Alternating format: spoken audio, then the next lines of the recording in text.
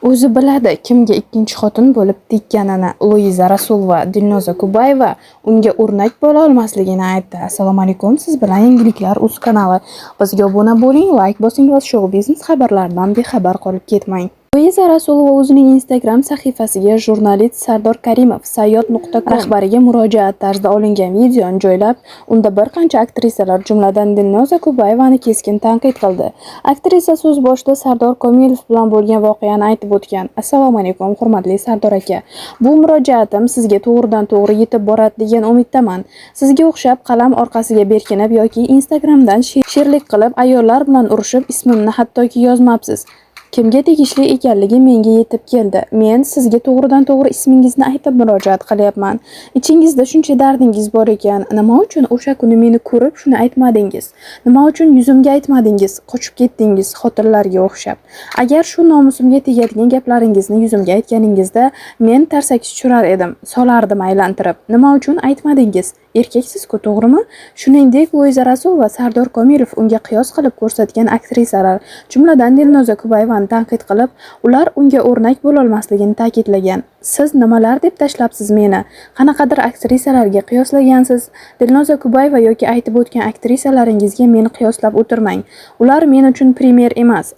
Dilnoza Kubayevaga keladigan bo'lsak, o'zi biladi menga kim ekanligini, kim bo'lishimni va kimga nechinchi xotin bo'lib tekkanini. Xohlasangiz intervyu qilib so'rab oling. Yana aytaman, ular menga primer emas, o'rnak bo'ladigan. O'rnak qilmoqchi bo'lsangiz, shunga arziydigan insonlarni gapiring. Siz o'zingiz avval o'rnak emassiz. Avval pichoqni o'zingga ur, og'rimasa birovga. Yana ko'p aktrisalar haqida gapirgansiz. Ya'ni qiyoslab, xuddi ular gul, men esa balchiqdan chiqqanman. Sanab o'tgan aktrisalalaringizning birortasi 17-18 yoshli vaqtimda sizning loyihalaringizga borib yurganimda umuman kelmagan. Siz bilasiz buni. Qachondir ketini kovlab yurgan insonlaringizni hozir menga o'rnak qilib ko'rsatyapsizmi? Sizni hurmat qilmay qo'yganimning sababi ham shunki, xotinlardan battarsiz, ulardan battar shallaqsiz. Ular bilan olishasiz, nimasinidir kovlaysiz. Sizga kim qo'yibdi kovlashni? Qachonlardir Yulduz Usmonovaning ham yopiq taqdimotida ishtirok etganman.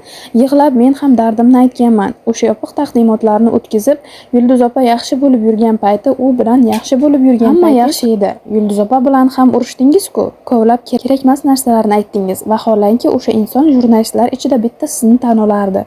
Siz o'sha insonni yaxshi ko'rib hurmat qilardingiz. Shuningdek, Luiza Rasulova unga o'rnak qilib ko'rsatilgan birorta aktrisa xalqqa yordam bermasligini, birortasining ham shaxsiy fondi yo'q ekanligini alohida ta'kidlab o'tgan.